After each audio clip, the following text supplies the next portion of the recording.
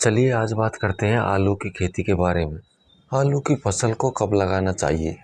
वैसे तो आलू की फसल सर्दियों की फसल है, लेकिन अगेती आलू की खेती 15 सितंबर से प्रारंभ हो जाती है। आलू की फसल में आपको कुछ विशेष बातों का ध्यान रखना पड़ेगा।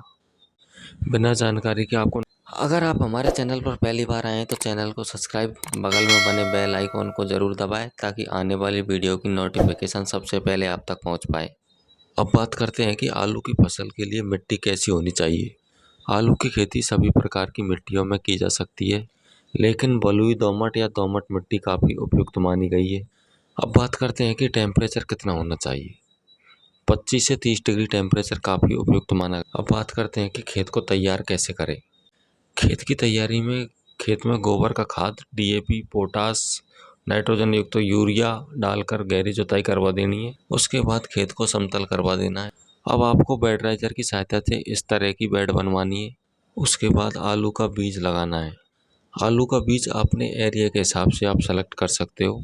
आलू के बीज में एक खास बात आपको ध्यान रखनी पड़ेगी कि आलू के बीज की साइज़ ज़्यादा छोटी नहीं होनी चाहिए। आलू के बीज को आप किसी भी फंगिसाइड से ट्रीट करके ही लगाएं।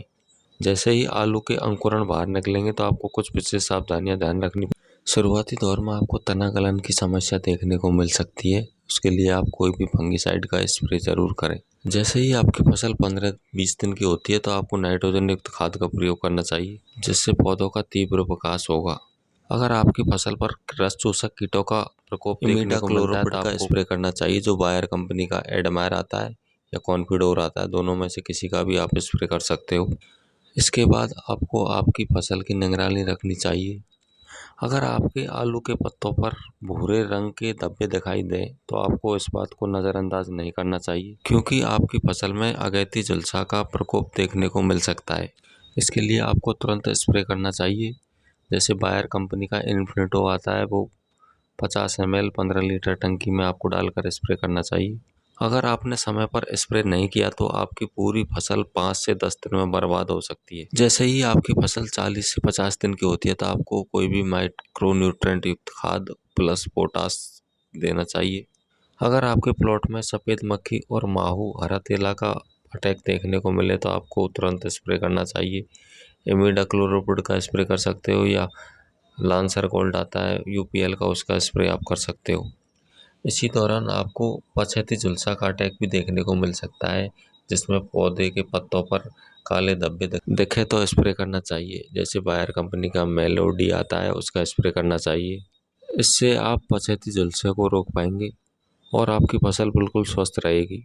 अगर आपकी आलू की फसल में खरपतवार है तो आप उसको निकलवा दीजिए, नहीं तो आपकी फसल में बार बार रोग की समस्या बनी रहेगी। इसके साथ ही आप मिट्टी चढ़ाने का कार्य भी कर सकते हो।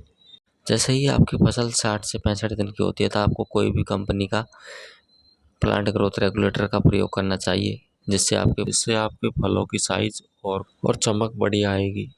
अगर आपकी फसल में किसी भी तरीका के कीटों का प्रकोप है तो आपको एक बार क्लोरीपाइरिफास का भी आप स्प्रे कर सकते हो। और आलू के फसल में ज़्यादा पानी नहीं देना है, क्योंकि ज़्यादा पानी देने से जो आलू का साइज है वो प्रॉपर तरीका से नहीं बन पाता है। लास्ट खाद के रूप में आप कोई भी माइक्रो न्यूट्रेंट युक्त खाद प्लस पोटास प्लस आप बोरोन मिलाकर खेत आपको सिंचाई करवा देनी है। आलू की फसल में एक सबसे बड़ी बात है कि आपको कम से कम 2 बार मिट्टी चढ़ानी चाहिए। जैसे वीडियो में दिख रही है, आपको उसी तरीक़ा से मिट्टी चढ़ानी चाहिए, जिससे आलू की जो प्रॉपर साइज़ है वो काफ़ी अच्छी बन पाए। अगर प्रॉपर जानकारी लेकर आलू की खेती की जाए तो आलू एक ऐसी फसल है जहाँ से काफ़ी रिकॉर्ड तोड़ उत्पादन देखने को मिल सकता है। काफ़ी किसानों ने इससे आज काफ़ी अच्छा